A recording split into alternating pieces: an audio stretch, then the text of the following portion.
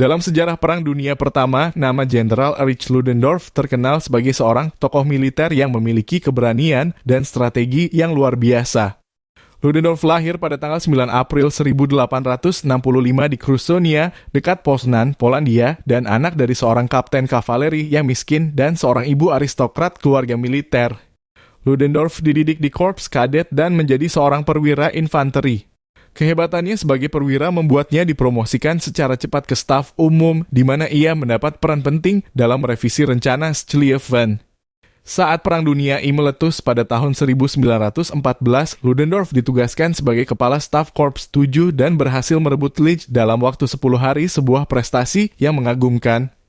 Kemudian, ia dipindahkan ke front timur, di mana ia menjadi wakil dari Jenderal Paul von Hindenburg dalam beberapa kemenangan besar melawan Rusia seperti pertempuran Tannenberg dan pertempuran Danau Masuria.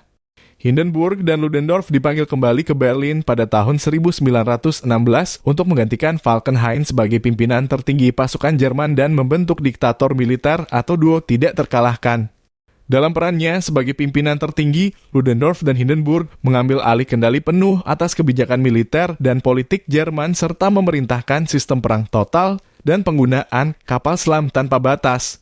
Ludendorff merancang serangan besar-besaran di front barat yang dikenal sebagai Operasi Michael dengan harapan dapat memenangkan perang sebelum pasukan Amerika tiba dalam jumlah besar. Serangan ini berhasil menembus garis pertahanan sekutu, tetapi memaksa mereka mundur karena korban besar yang terjadi di pihak Jerman. Pada bulan September 1918, Ludendorff menyarankan Kaiser Wilhelm II untuk meminta gencatan senjata dan membuka negosiasi damai dengan sekutu.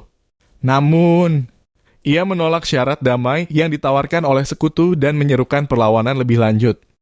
Akan tetapi, ia tidak didukung oleh rakyat Jerman yang sudah lelah dan lapar akibat perang. Ia mengundurkan diri dari jabatannya pada Oktober 1918 dan melarikan diri ke Swedia. Setelah perang berakhir, Ludendorff terlibat dalam politik sayap kanan. Ia menyalahkan pemerintah Jerman yang baru atas kekalahan Jerman dan menandatangani Perjanjian Versailles, serta mengembangkan teori tentang energi universal dan mengklaim Jerman sebagai bangsa terpilih yang harus melawan pengaruh Yahudi dan Kristen. Ia mendirikan Partai Toleransi dan mencalonkan diri sebagai Presiden Jerman pada tahun 1924 dan 1928, tetapi selalu kalah telak dari kandidat lain.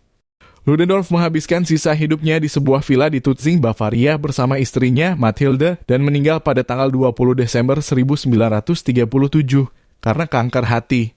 Demikianlah sosok Jenderal Erich Ludendorff yang memiliki peran dalam sejarah dunia sebagai seorang tokoh militer dan politikus kontroversial.